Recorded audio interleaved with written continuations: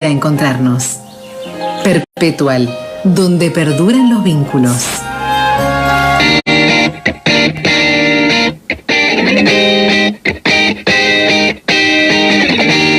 Vamos a retomar el tema inflacionario. La evaluación la vamos a hacer con el legislador nacional, diputado nacional por la provincia de San Luis, de Juntos por el Cambio, Alejandro Cacase, a quien saludamos en la mañana. Así son las cosas. Guillermo Jeremías, del programa desde Río Cuarto, lo saluda. Buenos días, diputado. Buen año. ¿Cómo le va? Buenos días, Guillermo. Un gusto saludarte a vos, a toda la audiencia, y feliz año también. Espero que lo hayas comenzado muy bien. ¿Usted es de San Luis Capital o es de algún lugar del interior? San Luis Capital. De San Luis Capital. Bueno, usted ha planteado en un proyecto que la dolarización sería la solución a la inflación. Después de registrado el 94,8% de inflación anual, ¿sigue creyendo que es la solución, Alejandro? Sí, definitivamente. Cada vez estoy más convencido de que esa es la salida que tenemos que tomar, porque, como decía ayer en redes, el nivel de inflación que tenemos evidencia el fracaso que está teniendo el peso como moneda, y que gobierno tras gobierno se dice que se va a combatir la inflación, se toman medidas y ninguna resulta efecto. Por el contrario, la inflación va aumentando. Esta, como sabemos, la inflación anual más alta que tenemos desde la salida de la convertibilidad. Se fue de a poco incrementando hasta llegar a este nivel, y claramente no se puede controlar, y son muy perniciosos los efectos que tiene. Pues yo veo que lo llegamos ya como a naturalizar, y se publican los índices mes a mes y decimos 5%, 6, 7 mensual, y si de 7 baja a 6 el gobierno lo celebra como si fuera un logro que se está haciendo. Pero básicamente la teoría económica lo que marca es que por encima de 40 puntos de inflación no es posible el crecimiento económico. No hay países que registren un crecimiento económico sostenido por encima de ese nivel, porque se rompe el esquema de precios, el precio para funcionar como señal de los agentes económicos para tomar decisiones se rompe como una brújula que ya no sirve. El Banco Mundial marca que cada 20 puntos de inflación se pierde un punto el crecimiento del PBI, es decir, linealmente en 100 puntos de inflación estamos perdiendo 5 puntos del Producto Bruto Interno. Y lo que ocurre es que en Argentina en particular la inflación tiene que ver, por supuesto, como en todos lados, con un fenómeno monetario. Es decir, si yo tengo la misma cantidad de bienes y servicios que se producen, pero de repente imprimo más dinero, y bueno, tienen que pasar esos bienes y servicios a valer más en términos nominales. Es lo que acá ocurre. ¿Por qué se imprime dinero? Porque el Estado no tiene un déficit que no financia por vía de cobrar más impuestos ni pidiendo deuda, porque la deuda es cara y ya conocemos los problemas de deuda que tenemos. Entonces imprime dinero. Al imprimir dinero que no se corresponde con una mayor producción de bienes y servicios, eso resulta en inflación, y se agrava en nuestro país por un problema de credibilidad. Ya tenemos una historia tan antigua de inflación, de evaluación, más inflación, que, digamos, durante el siglo XX tuvimos 3 dígitos de inflación, 105% promedio de inflación anual, salvo 2 periodos en nuestra historia, que fue la convertibilidad y una caja de conversión que existió a fines del siglo XIX. Siempre hemos tenido inflación. Entonces el argentino ya sabe que el peso se va a devaluar, que los precios van a subir, que el peso se va a volver a devaluar. Ayer vimos cómo el dólar blue pegó un salto a 362 pesos.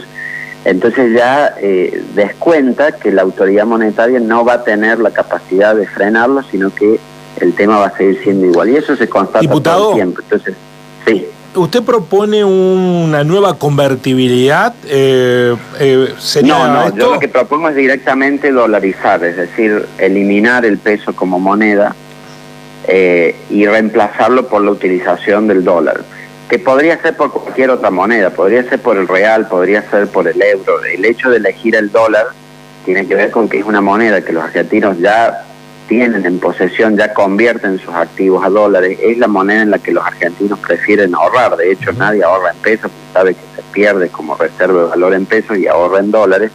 Entonces, un poco oficializar ya lo de que por sí informalmente el argentino hace, que es dolarizarse para proteger sus ahorros. ¿Lo ve de buen agrado o una mala solución esta alternativa que se está sondeando de establecer una moneda común en el Mercosur. ¿Esa podría ser una salida alternativa al dólar para no perder soberanía monetaria? Sí, esa podría ser una alternativa, claramente. El tema de la soberanía monetaria es que es un arma de doble filo. La soberanía monetaria nosotros la hemos usado muy mal.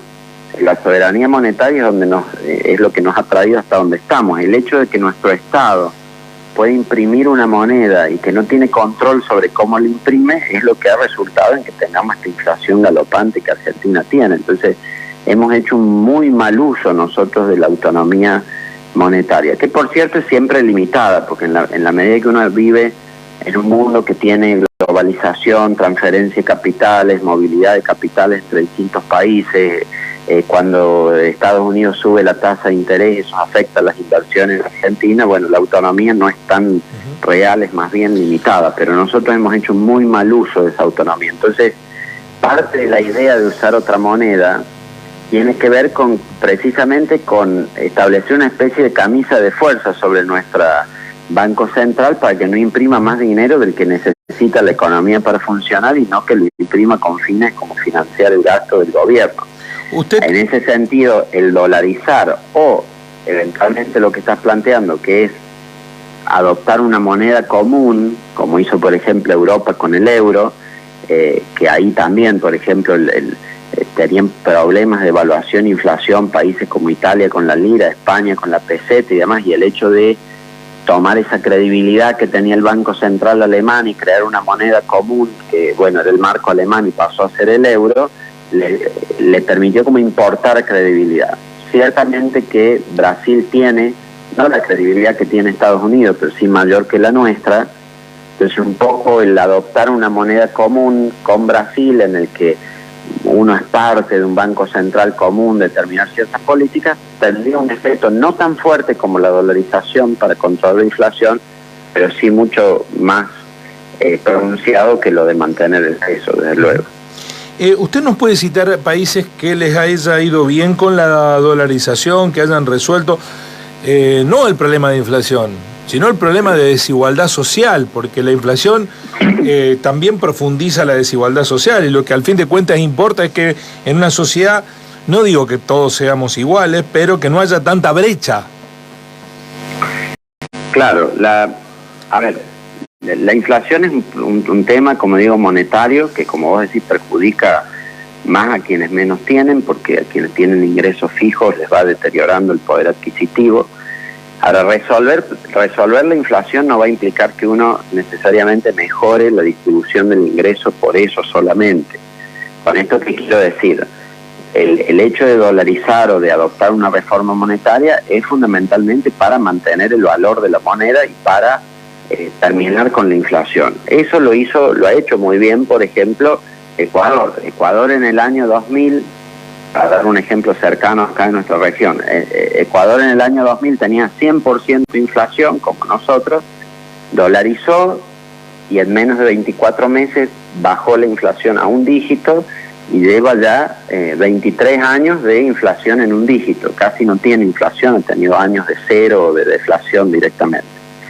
Además, el salario se quintuplicó, es más alto el salario mínimo de allá que el nuestro, pero tampoco hay que esperar que con una sola medida resolvamos todos los problemas de la economía. Eso sería un poco aspirar a un pensamiento mágico. Lo que sí lograría la dolarización es estabilizar, terminar con la inflación, que no es poco, porque como digo, la inflación perjudica nuestro desarrollo económico, liquida el poder adquisitivo de todos los asalariados. Ahora, una vez que uno estabiliza, tiene que tomar otras medidas para que la economía crezca, tiene que tomar otras medidas para mejorar la distribución del ingreso. La distribución del ingreso, que es el tema que planteas como preocupante, se resuelve básicamente por vía tributaria de los impuestos y de las transferencias, ¿no? Entonces, por ejemplo, los países más igualitarios del mundo, que son los países escandinavos, lo que hacen es, tienen impuestos a la renta altos, impuestos al consumo muy bajos y después redistribuyen. Hay una medida que se toma para ver cómo es la distribución del ingreso antes o después de los impuestos y te generaría curiosidad ver que, por ejemplo, Alemania es tan desigual como la Argentina. Y uno puede decir, no, pero ¿cómo puede ser? ¿No? Sí, si uno mide el ingreso de mercado, es decir, previo a los impuestos y las transferencias, Alemania es tan desigual como la Argentina. La diferencia es que una vez que cobran los impuestos y distribuyen, la desigualdad de Alemania se reduce a la mitad, mientras que en Argentina queda casi igual. Estamos dialogando con el diputado. Nuestro sistema tributario para redistribuir.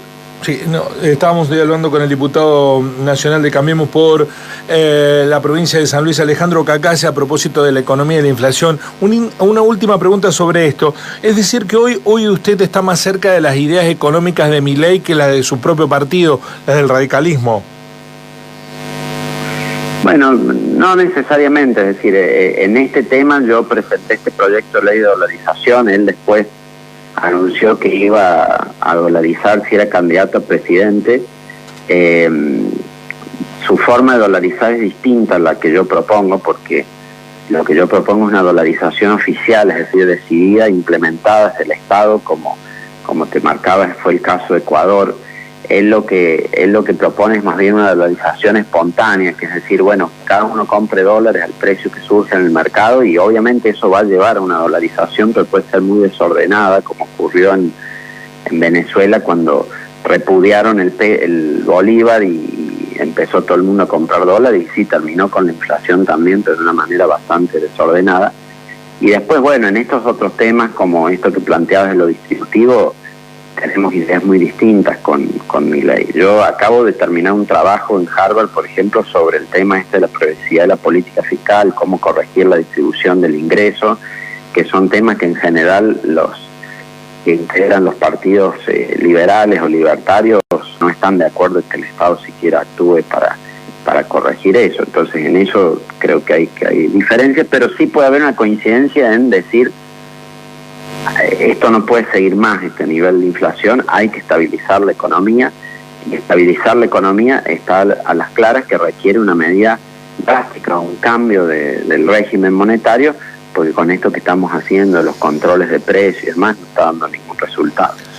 Diputado, le pregunto en el final respecto de su opinión personal, su conducta personal como legislador respecto de las sesiones extraordinarias y de si va a dar el debate o no al impulso de el juicio político a la Corte Suprema de Justicia. De las extraordinarias tenemos que participar, por supuesto las convoca el presidente, él decide en el receso del Congreso, y hay un temario que incluye como 30 proyectos de ley. Lo que nosotros hemos adelantado es Juntos por el Cambio, que yo personalmente comparto, es que no nos vamos a prestar a este juicio político que se busca hacer a la Corte, simplemente porque el presidente o el kirchnerismo discrepa con las decisiones que ha tomado la Corte en materia de recursos de la Ciudad de Buenos Aires. Además, es decir, no se puede iniciar juicio político porque estoy en desacuerdo con una sentencia. Los juicios políticos, cuando hay mal desempeño, cuando hay delito en el ejercicio de las funciones, cuando hay crímenes comunes que son perpetrados por los integrantes del tribunal o por cualquier otro de los que puede ser sujeto a juicio político, no le puedo hacer juicio político porque no me gusta lo que decidió. Eso es parte de cómo funciona nuestro sistema republicano. Ahora, ¿no le es suficiente la filtración de chat en donde la mano derecha del presidente de la Corte acuerda con el ministro de Seguridad de la Ciudad de Buenos Aires la estrategia de defensa? ¿Eso no es un motivo suficiente? Bueno, sobre eso ha habido versiones muy encontradas de lo que se ha dicho. Sí, que se investigue eso, y si ha habido comisión de delito, tendrá que eso, entiendo que ha habido denuncias penales al respecto de eso, y se tendrá que investigar y a partir de eso llegar a una conclusión.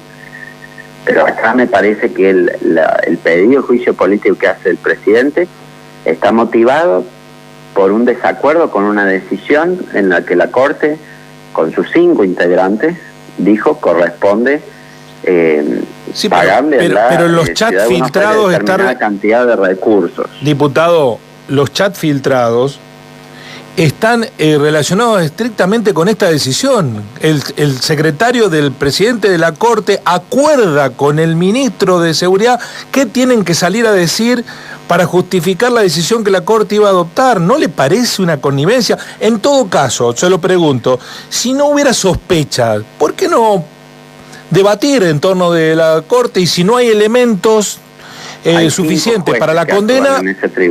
El tribunal tiene 5 jueces y yo creo que se ha actuado de acuerdo a derecho. Es decir, la Constitución marca que no puede el Estado Nacional unilateralmente alterar la distribución de fondos. Y eso es lo que el presidente hizo por vía de un decreto.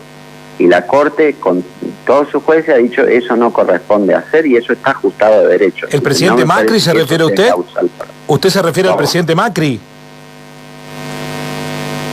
No, me refiero a la decisión que tomó Fernández en perjuicio de la Ciudad de Buenos Aires. Pero en favor de la Ciudad de Buenos Aires la había tomado por decreto también Macri. Pero lo había hecho de la porción que era de la nación, no afectando los recursos de las otras provincias.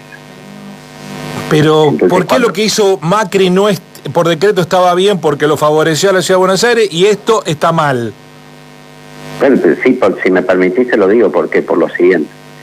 La ley de coparticipación, cuando se sancionó, la Ciudad Autónoma de Buenos Aires no existía como tal. La ciudad era gobernada por un intendente designado por el presidente. Entonces la ley de coparticipación le dice al presidente que por decreto fije eso. Y eso es lo que fueron haciendo los sucesivos presidentes en beneficio de la Ciudad de Buenos Aires, pero lo hizo no restándole a las otras provincias de su porción, sino sacando de lo que era la porción de la nación. Sobre lo que puede haber reclamos, por supuesto, y se tendrían que haber hecho. Si alguien dice, no, pero este es dinero de la nación y no tendría que ir a la ciudad. Ahora, cuando la Ciudad Autónoma, a partir de la Constitución del 94, tiene autonomía y tiene una entidad como el de una provincia, la Constitución marca que no se le puede traer fondos de esta coparticipación por la sola decisión del gobierno federal sin la participación de la provincia, de la Ciudad Autónoma de Buenos Aires en este caso. Y eso es lo que hizo el presidente Fernández, actuando esta vez en perjuicio de la ciudad reclamó y la Corte simplemente dijo eso. Claro, no se puede hacer esto sin acuerdo. Y lo último, ¿usted no considera que es una actitud extorsiva que porque el gobierno impulsa el juicio contra la Corte no van a aprobar ningún otro proyecto? No, me parece que es parte de la mecánica parlamentaria en la que ya, si el oficialismo no tiene mayoría en la Cámara de Diputados, y ya partimos durante el mes de diciembre en las sesiones fallidas que hubo allí, no puede pretender unilateralmente imponer la agenda en vez de discutir con la oposición, si quiere construir una mayoría, cuáles son los temas que se deben discutir en el Congreso. Pero a mí me parece que eso es parte de lo normal de la actividad parlamentaria. Si un gobierno no tiene mayoría, no puede imponer, tiene que buscar consensuar.